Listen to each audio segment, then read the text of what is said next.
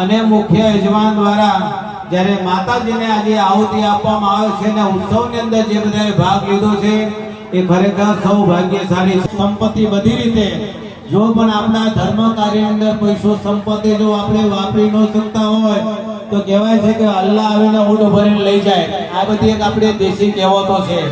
એટલો બધો ઉત્સાહ છે એ માતાજીના ઉત્સવની અંદર આપણે સૌ દૂર દૂરથી, કોઈ નેત્રોજમાં રહેતા હોય, કોઈ અમદાવાદમાં રહેતા હોય, કોઈ કડી, કલોલ, મહેસાણા, અમારા બ્રાહ્મણો પણ દૂર દૂરથી આવતા હોય ને આજે કેટલા પ્રવૃત્તિ કરો તો બ્રાહ્મણને આપણે આરે રાખો. કારણ કે બ્રાહ્મણ ગુરુનામ ગુરુ, સંસ્કૃતમાં કહેવત છે બ્રાહ્મણો ગુરુઓના ગુરુ છે. એટલા માટે ખાતમુહૂર્ત કરવાનું તો વિદ્વાન બ્રાહ્મણને રાખશો. બ્રાહ્મણો આજે પ્રતિષ્ઠા કરી હોય તો વિદ્વાન બ્રાહ્મણને સાથે રાખો. લગ્ન વિવાહ કરવા તો બ્રાહ્મણને સાથે રાખો. ભાગવતે પરીક્ષા, વિદ્વાનોની પરીક્ષા ભાગવતમાં થાય.